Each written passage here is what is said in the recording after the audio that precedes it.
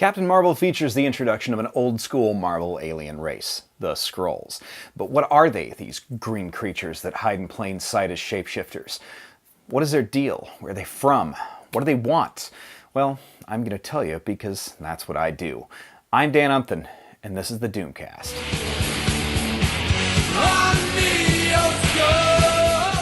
What is a Skrull? Well, you don't want no Skrulls. A Skrull is a guy who can get none of it from me, hanging out the passenger side of her best friend's spacecraft, trying to holler at me. The Skrulls showed up in the second issue ever of the Fantastic Four as a group of 3 shape-shifting aliens, the vanguard of an alien invasion. They mimicked the Fantastic Four, but not their powers, and framed them for crimes, but were ultimately foiled when Reed and the rest of the crew stole their rocket and convinced the Skrull leader that Earth was simply too dangerous to invade by showing them, Thor comic books. Seriously. And as a result, the Skrull leader left. Yeah, Thor and the Fantastic Four didn't technically exist in the same universe in 1962.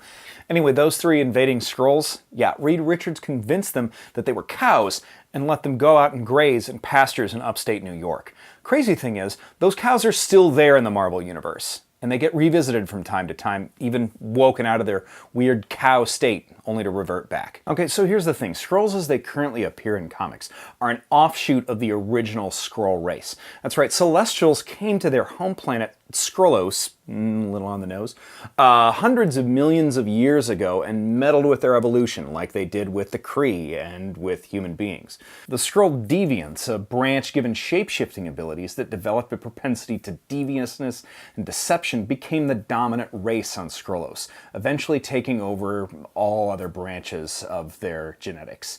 Their culture grew imperialistic, and they eventually colonized and committed mass genocide on 100 million worlds of the Andromeda Galaxy, taking it over entirely. They've been at perpetual war with another major intergalactic empire, the Kree, a race of eugenic, imperialistic fascists who have a regimented, theocratic military led by the Accusers, and a government commanded by a hive mind of all of their past leaders known as the Supreme Intelligence. The ongoing conflict frequently flares up and involves Earth and its heroes as either a battleground, stake, spoil, or central plot device. The average Skrull is capable of shapeshifting into pretty much any form.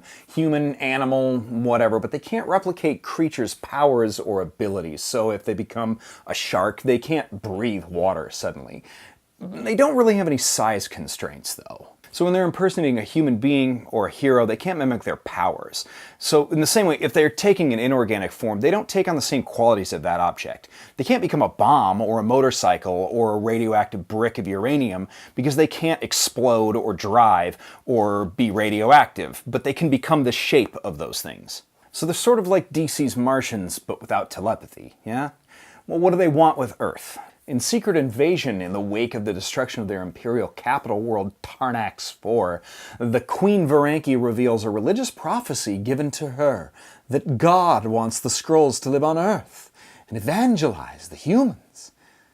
Yeah, seriously. The Skrulls are a giant youth group trip to a Newsboys concert in 1998. Another weird component of their religion is that they worship Skrillex, god of dropping the bass. That's...